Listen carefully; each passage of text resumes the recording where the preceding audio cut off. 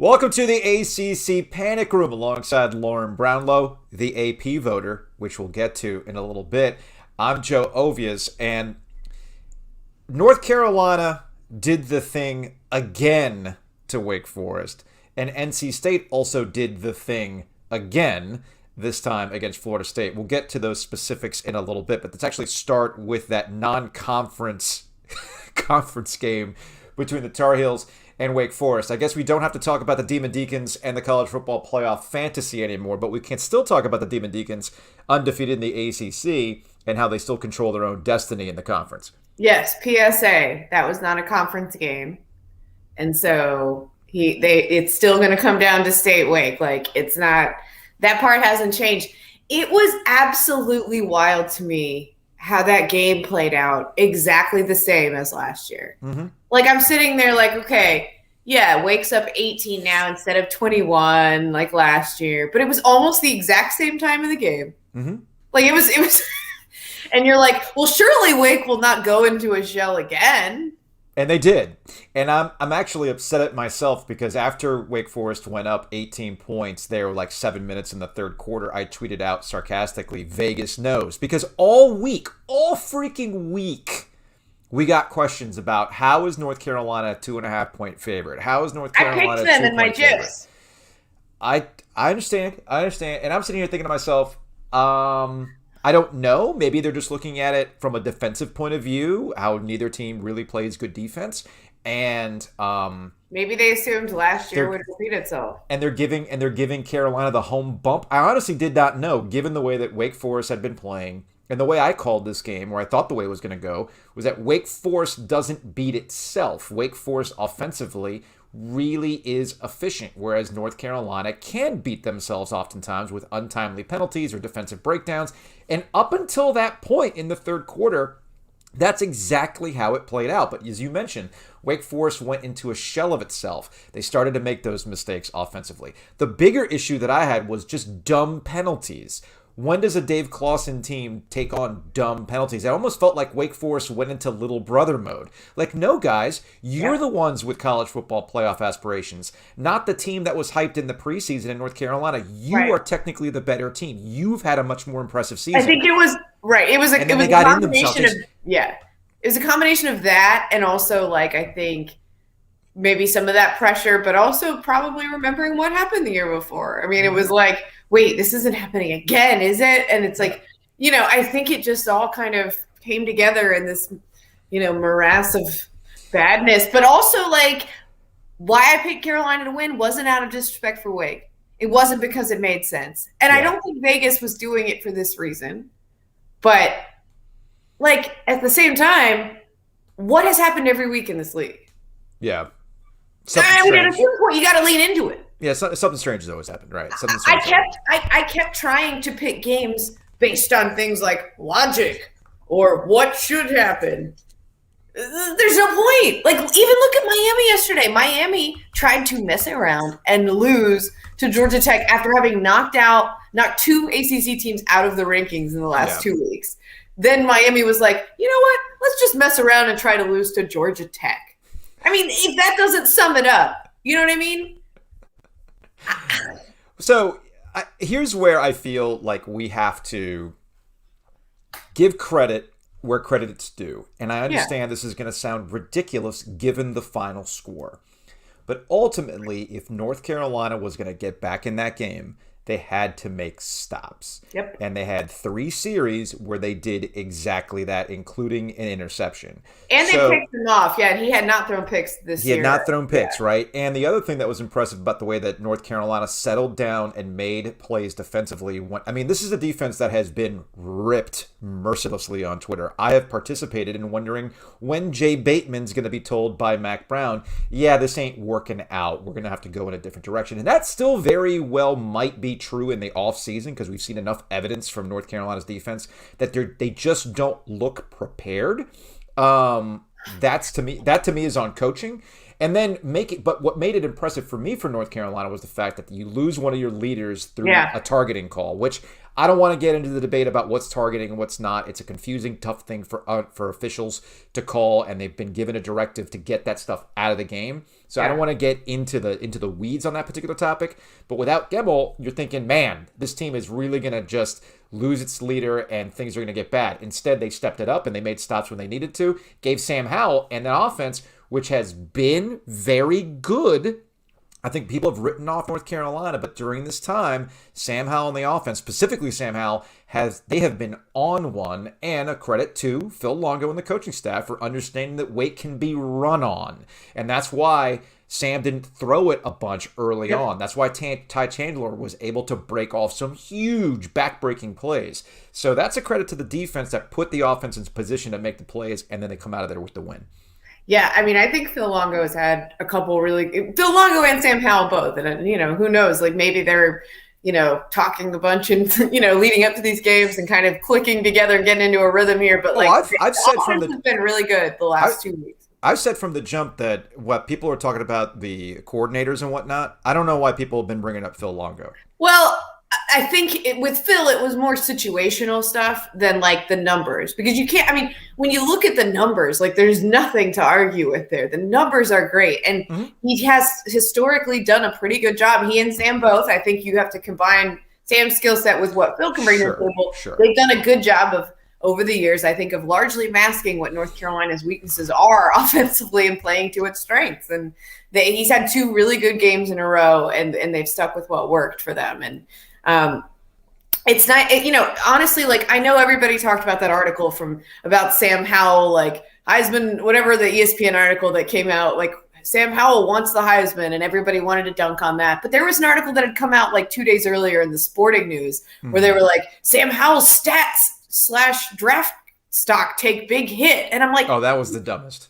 I was like, his stats haven't taken a hit. Yeah. Like, if anything, he's added a new wrinkle to his game. He's like one of the best running quarterbacks in the country right now, out of nowhere. Like, he's got a few more turnovers, okay, but he's been good, and he's literally had to do way more. Well, at this point, if I'm the Carolina Panthers, I upgrade my Sam. I put a 1 on Sam Howell, call him Cam Howell, and then you go with the rest of it. What do you think? I'm kidding, Lauren. Kidding. I was just thinking about the myriad of ways that could go horribly wrong. Well, you could. Based on Saturday's game, you could upgrade your Sam any old way, whether it's Sam Howell or Sam Hartman. Which, by the way, they shared a moment early. These 2 bearded bros dapping it up. Honestly, I thought I was at Burial Brewing in downtown Raleigh. I felt home. The only thing that was missing from that setup was some flannel and a 14% beer from Burial that has some, from the blood of rocks and men as the name of the beer. Shout out to the ACC Network on Twitter the other day for they were tweeting out one of those Sam. They were tweeting out Sam Hartman's face, and they're like, for every 100 likes, retweets, right. Bigger, and it was amazing. One last note about this particular game. I'm not doing a field storming thing. Shout out to Josh Graham. Are they going to do this? The fans storm the field, and Josh, of course, he's like, "Oh, that's stupid. No, that would never happen. That would never happen." Why wouldn't it happen? These are all adults who are tweeting back, and I think people tend to forget what it's like when you're in college versus when you're an adult, where you can sit there from your couch and go, "No way would you ever do something like that." Let the students be students. This conversation was had in my house too. My husband and I both went to UNC. My husband's like, "We're storming the field." Let the students be students, man. I'm like, Wake is number 9 in the country. I honestly don't even remember the last time they got a win like that. Yeah, the team that game did feature a top 10 team. It just wasn't North Carolina. Yeah, sorry that it wasn't the top 10 team some of you snobs would have wanted it. Well, it'd be fine if y'all beat number 10 Miami. You wouldn't have cared. But because it's Wake, you're going to act like you're better than that? Get out of here. You're not. You're not better than that. That's the thing. We're talking about triangle football, historically 500 programs. Yeah. Nobody's better than that. No. Speaking of which, okay, so Wake loses a non-conference game. They're undefeated in the Atlantic. NC State beats Florida State. Now that sets up for the thing that we talked about a few weeks ago. I know, shout out to Mark Packer. He does a wonderful job on the ACC Network. But after NC State beat Clemson, he said the Atlantic Division goes through Raleigh. I went, No, it doesn't. The Atlantic Division literally goes through Winston-Salem, and that's what this weekend set up. NC State held court against Florida State. Devin Leary played another fantastic game. State seems to be in this mode, Lauren, where it's not that they're making it look easy. No, they're that's not the making, weird thing. They're not making it look easy, but it's a carryover effect from last year, and it's also a credit to Devin Leary, who has been a very steady quarterback who's not getting a lot of appreciation considering the numbers he's putting up. They find a way. That's all that ultimately matters. Even in the Miami loss, they're a couple of catches away from getting it done. And that, again, held true against Florida State, where you're just looking for a breakthrough moment. They get that breakthrough moment, and they kind of... It doesn't... If you watch the game and you watch the score, it doesn't necessarily match how NC State looks like they're in control. But that's right. It's a weird dynamic with the Wolfpack, but they continue to find a way. And I have a feeling it's going to play out the same way in Winston-Salem. I can't pretend to know who's going to win that game, but this is set up to be the most important game Dave Doeren has coached while at NC State. Especially when you consider the fact that he continues to go on this thing about disrespect. Fine. I'm not worried about the disrespect part. If you want to use that to motivate your team, cool. But you can't talk about disrespect and then not back it up in the most important game you've ever coached at NC State. That's the thing that I find a little interesting about it, for sure. Because, like, anytime we start having this conversation with almost anybody in this league, right? It's not just NC State. We've seen it with Wake. We've seen it with, I mean, Clausen spent all week. He hadn't said anything all year. Anything. And now all of a sudden he's like, no one respects us. If we were Clemson, we'd be higher. People don't respect our defense. Real quick about that. Clausen is so self-aware about, every time somebody starts to talk about disrespect, they end up, it's like a karma thing. They go out and lose. And even Dave Clausen fell for it. And look what happened. That's what I'm saying. And like, I'm not saying that, you got to use what you can use, and that's fine. But I just think it's interesting considering the way the season itself has played out, Like, and obviously, like, I think I've remained more impressed with State's defense, to be honest. Like, I just do. I think that's... Are you, though, Lauren? Are you? Oh, for the love of God. Because NC State fans are saying you're the reason why they're being disrespected, Lauren. Oh, whatever. AP voter Lauren Brownlow. Okay. Look at this disrespect. Ooh. I'll even... Hold on a second. Let me pull this one up, too. Let me stop sharing this one. Let me pull up the other one. This is from the Red and White podcast. They've got all sorts of, like, exhibits here, including your voting record and how you're not voting for NC State, Lauren. Why are you disrespecting the pack, Brownlow? Wow. Okay. So this was what? Which week was that? I don't know. I think this was last week. Oh, okay. So that was last week. Was State ranked last week in the AP poll? I'm sorry. Don't know. I mean, look, all that matters is that they were ranked in the college football playoff. They were 19th, and they're going to move up after this week. So, okay, so that's cool. I don't know why I'm doing this. Like, I have literally said this on this same thing and on the Twitter and whatever else. I was ranking them when no one else was in the preseason. Okay? I ranked them, and I went on radio shows across the country and talked them up. I said, you know what? I think that we should have been talking about NC State more in the preseason, considering all that they brought back. And then I got laughed at after they lost to Mississippi State. Oh, Brownlow, you fell for the State hype train again. No, whatever. I don't care about that. I know that that's stupid. But, like, let's not pretend as if I have this track record of going out and, like, not ranking NC State when others are. Mm-hmm. That's just not true. Like, that's fine if that's the way you want. I mean, I'll find some receipts, and I would be happy to show y'all some of the other receipts. I'm sorry that now you want to get chesty with me.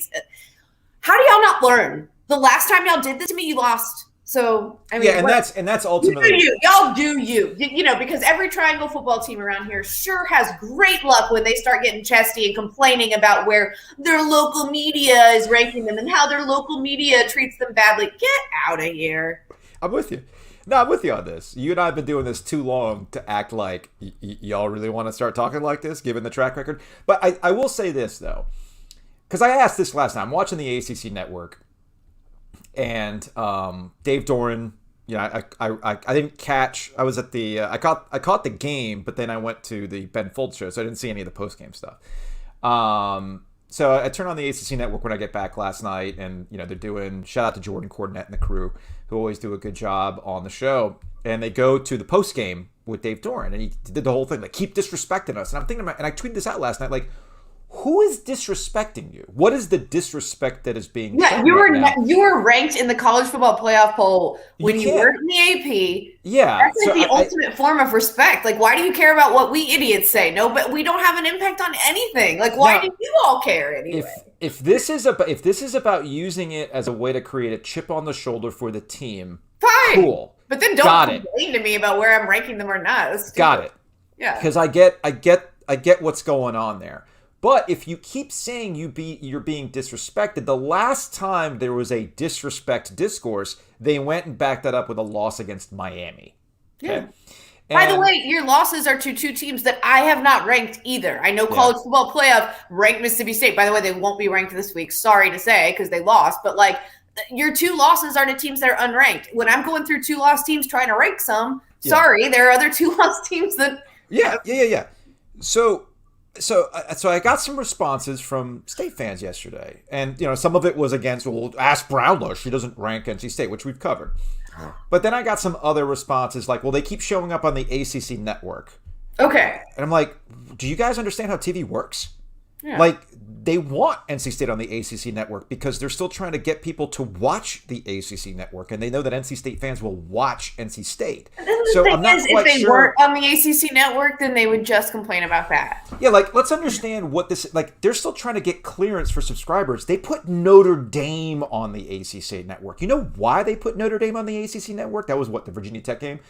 Is because they're trying to get people to subscribe. They're trying to use that against Comcast and whatnot. So NC State fans are a very motivated fan base who want to watch their team. So yes, they're gonna. That's a sign of respect. You have so many people who like to watch you. We're gonna put you on our network because it helps us. So like, I need people to understand how TV works. And then there's like, and that's the thing. If ACC Network never put them on, they would just be like, ACC Network doesn't even want us on their state. Like, they're just gonna find something, and that's why this all gets exhausting for me, because it's like, okay, if I were ranking them and I was ranking them high, then I would have a subset of y'all being like, why are you ranking them so high? You trying to put pressure on them? It's like you're just always suspicious. Everything is suspicious. So like, there's not an enjoyment of the when they're looking for slides. I had somebody point out like, well, Devin Leary throws a touchdown in the middle of them talking about Sam Howell. I'm like, have you ever watched a college football broadcast before? They're always talking about other things that are going on in the league. It just so happened that they were talking about the game earlier in the day that was a pretty wild one between the Sams. And here's the thing. Have you watched football before? Like, I know it's comical to me that these are the things that you go after. Again, a subset of fans, but these are the things that you go after while your team is winning. If this helps get you the old Mark Gottfried line, my juices flow all the time. Like, if this is your juices flowing, man, do you? But let's call it what it is. Y'all are just going out looking for slights to help motivate you rather than there actually being slights. There's no disrespect for NC State right now. I can't think of anybody I'd like to less hear about their juices than. Yeah, but Brownlow, Gottfried's juices, they flow all the time. I mean, really gross. Hold on a second. This actually came up the other day. Let me see if I can pull it up real quick. I mean, let me see if I can. I literally need to bleach that out of my brain. Look at that man.